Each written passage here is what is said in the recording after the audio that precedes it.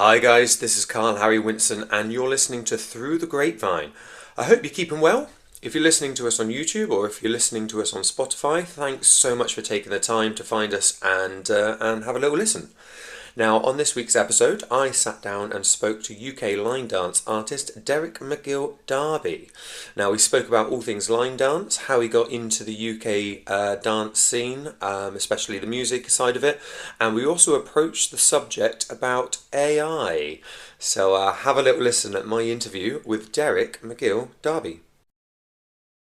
So we are here in Ilkley with the fabulous Magil Darby. Derek, how you doing? You all right? I'm good, really good at the moment, yeah, thank you. Nice to see you again. Good to see you too.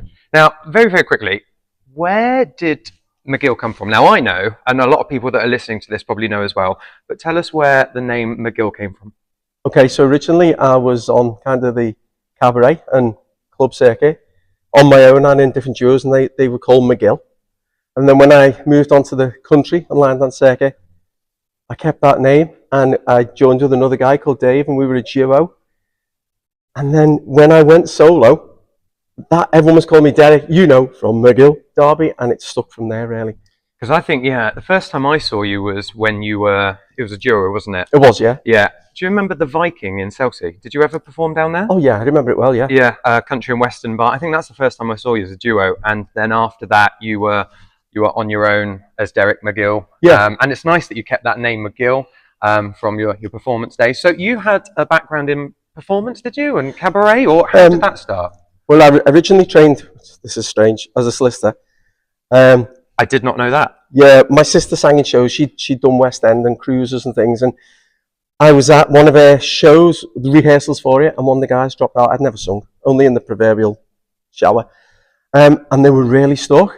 And so my sister said to me, "Will you step in and sing it?" I was terrified. I stepped in, I sang. I was really scared. I got paid, and I thought, this is okay. And so I started to sing. So you hadn't done any training or anything like that before No, that? You just nothing. stepped in and that was it? That was it, completely. Yeah. If anything, I more did dancing actually rather than singing when I was younger. Yeah, all the usual sort of, modern and Latin, that sort of stuff, but never any singing. No, only in the house messing around like everybody does. Yeah. Do you have a certain genre of music that you like to either sing or listen to? Because at the moment you sing a lot of line dance stuff, yeah, and country, but is there a preference of music that you prefer to listen to? I mean, it's a bit of a cliched answer. I genuinely like all types of music. My big influence, my big love is the Beatles, which again is not...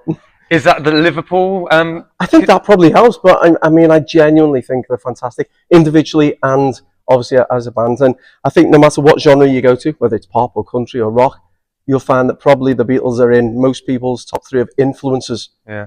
They were just groundbreaking. Yeah. I think even if you don't like them, you have to appreciate their influence on music. No, I'm not a massive Beatles fan, but I do appreciate what they have done for, rock and roll and that kind of stuff. So you're from Liverpool, aren't you? I am, yeah. And have you always been in Liverpool? Is that where? Yeah, born and bred. Yeah, always in Liverpool. Yeah. Perfect. Nice. What year did you start singing then? So I started singing 93, but I started to sing for line dancers in 98. By accident, really. Myself and Dave, who was my friend, we wrote. We had the studio and we'd always wrote stuff. And a bit like now, where there's a bit of a country boom again, there was the original country boom, hillbilly rock, achy breaky heart, 5, 6, 7, 8 steps. And in some ways, maybe we were jumping on the bandwagon, but we thought, we like this. We'll write some country stuff. And we wrote the country stuff, and we did a small talent show just to sing original songs. And we got invited to a big venue at the time in Blackpool called Fort San Antone, Great Birchwood. And the owner was called Tony Hadlow. He was a lovely guy. He's no longer with us. He saw us on the Tuesday and said, "Will you come and play my venue on Friday? I just want half an hour." And we said, yeah, fine. Behind closed doors, we were terrified because we only knew 3 country songs. So we learned a set, whatever the set is, 7 songs, and we turned up there thinking it would be a social club. It held 1,000 people. Whoa. There was a band on that evening called the Cheap Seats. And they were recording their live album. There was 1,000 people in, and he said, "You're on first to warm up for them." Yeah. And we were terrified. My goodness. We did a half an hour spot and it went okay. And a couple of people offered us gigs. And from there, that was the start of it, by accident, really.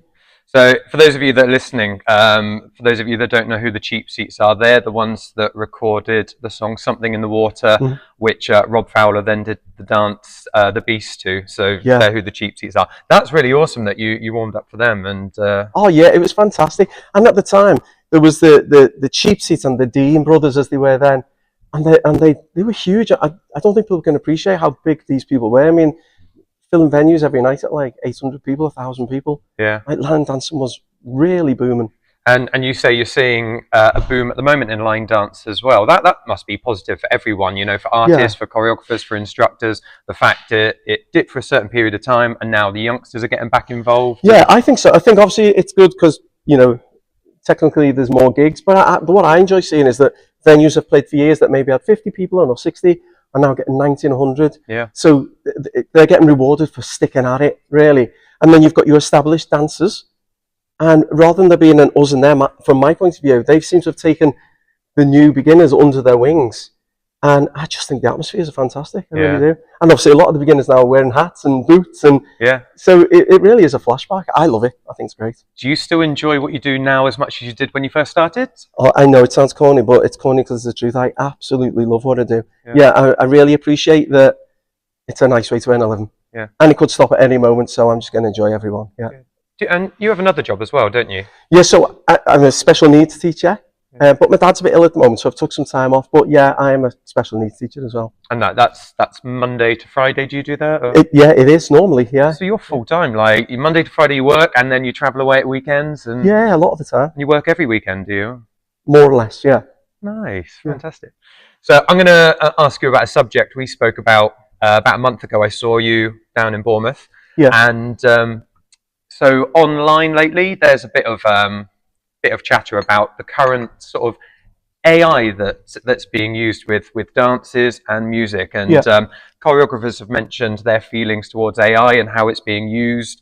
But I want to get your perspective from an artist's point of view and someone who sings. What are your thoughts on AI being used for dances, and how do you think that affects the singers? And so from my point of view, as a UK artist, I'm kind of indifferent, really. Like, I just think it's a good thing. AI. I've worked in recording studios for years, and we always use what is deemed to be the latest modern production tools, whether that became samples or auto-tune.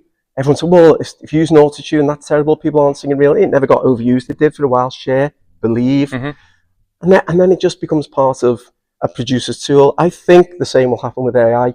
Obviously, you know, everybody's having a little play with it, general public, and that's fantastic if it brings more people into music. But I think eventually the novelty will wear off for some, and it'll still be there. But I think if you have the talent to use it, it will just be incorporated into your skill set. Yeah, like you say, I think it is a tool, and it's the way you use it, the way you use it to help you promote your stuff, and you know, it's just interesting to get an artist's perspective on it, really. So. From your point of view as an artist, do you find it hard to keep up to date with all the new dances that are being released, or is that something you don't really stress about, or do you pick and choose what you're learning? Yeah, I don't stress about it, definitely. I kind of enjoy the fact. So because I've been around so long, kind of got a big catalogue of what people would deem old ones. So it's quite important that there's a new edge to it as well, and I quite enjoy the kind of pressure or that I put myself under to learn the new song. And primarily, I'll nearly always make the track in the studio, and whether it's an AI track or whether it's a generic, you know, organic track, I enjoy it. And do I choose it? I am sometimes driven by the flow, because if it's a big hit, I'm deemed to have to know it. But predominantly, I just pick and choose the ones I like. Do you, from the stage, do you see what's going to be a floor filler early on? Like if you sing something and you look at the floor, do you think, that's going to be a hit for the next 6 months, or can it be hit and miss sometimes when you're up there thinking, oh no, that's going to go quite quickly? Or do you have an inkling as to what might fill the floor? And I think it can be a little bit hit and miss. Obviously, as you know yourself, you know, you must bring out a dance and think this is surefire hit and doesn't work. I think the same as with the song. What I get feedback from the dancers is that if it's a great piece of music, whatever that means to you, and it's a great dance and they come together, then it's a hit. Whereas I might think this is a great song to sing But if the dancers aren't feeling the dance for whatever reason, maybe it just doesn't quite work or it doesn't play, then it's not a hit. So I think it really has to be them two things colliding together for it to be a big hit that sticks around. Yeah. Have you ever line danced? Are you a line dancer, or I'm not a line dancer. I mean, I've tried like joining in with people for a bit of fun, but I'm definitely not a line dancer. I think it's amazing what line dancers do, and the different levels, and I find it fascinating how they remember the steps. But I suppose I compare that to remembering the lyrics. Yeah, that's cool. Where are you next? What events have you got coming up, or what are you doing, or? Well, funny enough, we've just been talking. I'm off next weekend with it being Easter, which is very unusual. But yeah, I've got a weekend off. And then it's just back to travelling around the whole of the UK. A couple of big events for the country fans. There's Welsh Pool Festival in the summer, which is amazing. And where's that? And that's in Welsh Pool in mid Wales. Okay. It's a country festival. I mean, it's thousands, tens of thousands. Who runs that? Who organises that? It's run by the Helwyn Trust. They're a big charity based in that area. Okay. They do an awful lot for, like, I think it's children with disabilities and special needs, and it's been running for, I wouldn't like to say the exact date, but maybe 30 years. Okay. And it's a real mix of country fans, Westerners, and dancers. It's all open air, everywhere there, dancing on a field. Nice. It's fantastic atmosphere. Awesome. And from a line dance point of view, I'm playing at Big Dave's Eurodance. Coming up in just a month or two as well, which is always like a fantastic event. Have you been to Eurodance before? I've played a couple of times before for him. Yeah, last year was fascinating. Or the year before. Because Dave rang me, he said, I'm going to take all the chairs out of reception in the Prince of Wales, and we're going to put a floor in there. Wow. He said, and treat it like a bar. Yeah. He said, so just play, if any choreographer comes in, play their stuff. Yeah. It was refreshing. It was brilliant. It's a great event, that. It's really manic, but it's, Eurodance is absolutely brilliant. Yeah, it's a great atmosphere. And then I'm seeing you at the end of May. You're coming to Bideford for us. Which, which really looking forward to it. Yeah, that'll be fantastic. Your class. Yeah, but thank you so much for taking the time to chat to us. It's been a pleasure. Thank you. Appreciate it. And we'll see you very soon, Derek. Will do. Thank you. Thanks.